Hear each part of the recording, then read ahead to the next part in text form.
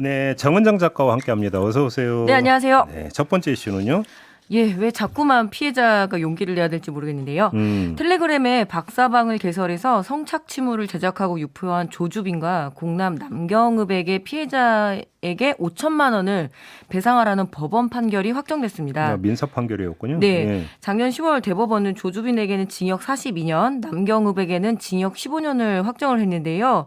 뭐 조수빈의 범죄 수익인 가상화폐를 조주빈의 그 가상화폐를 몰수하고 약 1억을 추징하라 이렇게 명령을 했지만 네. 그 개별 피해자에 대한 배상은 따로 이뤄지진 않았습니다. 네. 이번에 그 관련 첫 판결인데요. 아무튼 근데 이런 판결에 나왔던 피해자가 민사 소송을 걸었다는 얘기잖아요. 네네.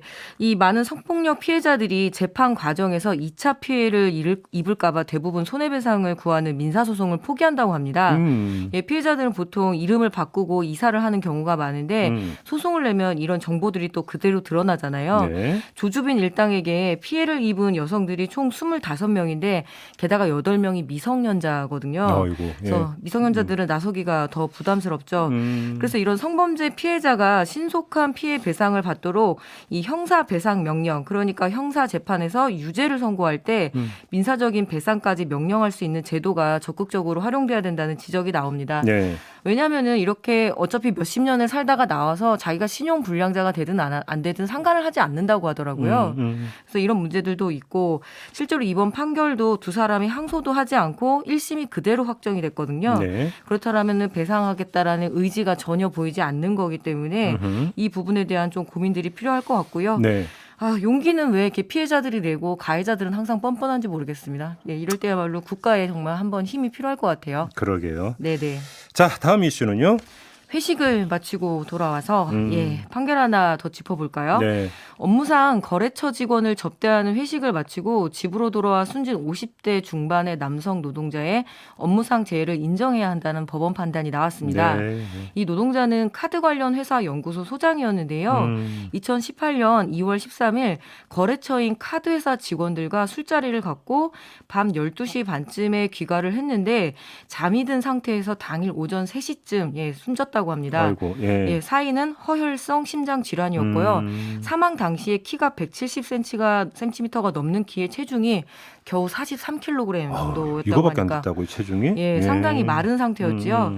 사망 직전 일주일 사이에 총 4차례의 그 거래처와의 회식 자리가 있었다고 하고요. 네. 그래서 이에 유족들은 업무상 재해를 주장하면서 유족급여 그리고 장의비 청구를 했습니다. 이에 근로복지공단은 A씨의 사망과 업무와의 상당한 인과관계가 인정되지 않는다면서 이 지급을 거부했고요. 네. 그래서 이런 공단을 상대로 소송을 제기한 건데요. 재판부는 비롯 이 업무 부담과 스트레스가 상당한 그 중요한 사망의 원인이라고 보면서 업무상 재해를 인정했습니다. 네.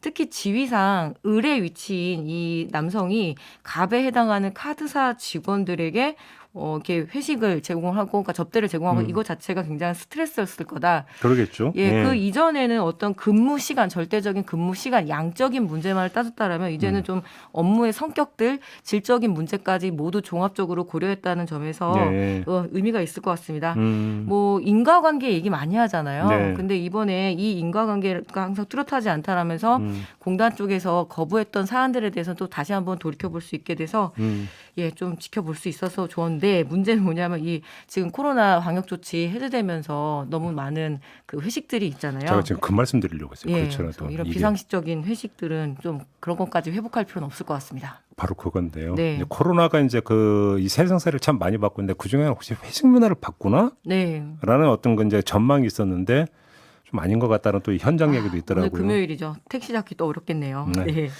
네, 마지막 이슈가 뭐죠? 쓰지 마, 입지 마.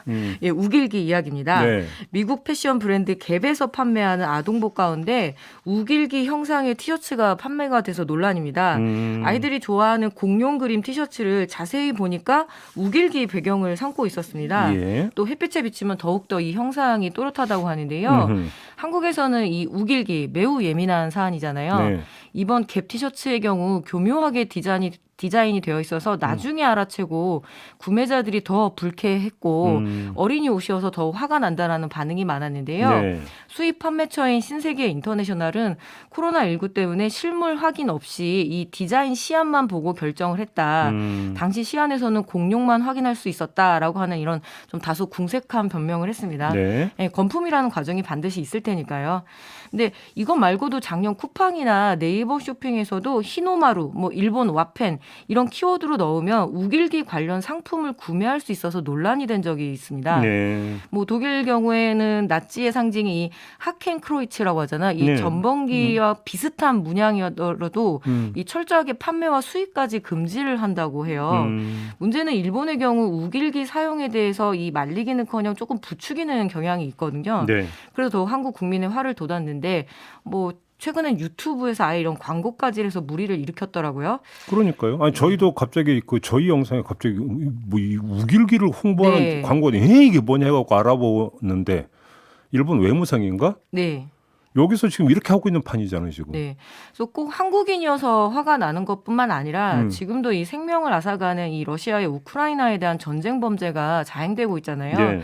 결국은 전쟁 범죄에 대한 어떤 확실한 단죄 그리고 반성이 없어서 이런 일들이 반복되는 거기 때문에 이 부분에 대해서는 이번에 꼭 짚고 넘어가야 될 것 같습니다. 그리고 이제 외국 같은 경우는 또 경우에 따라서는 우길기가 뭔지 잘 모르는 경우도 있을 네. 수 있잖아요. 그러니까 해외 홍보도 사실은 좀 많이 해야 되거든요. 이게 네. 전범기라고 하는 것들을 확실하게 좀 각인을 시켜줘야 되는 이런 노력도 좀 필요하지 않을까.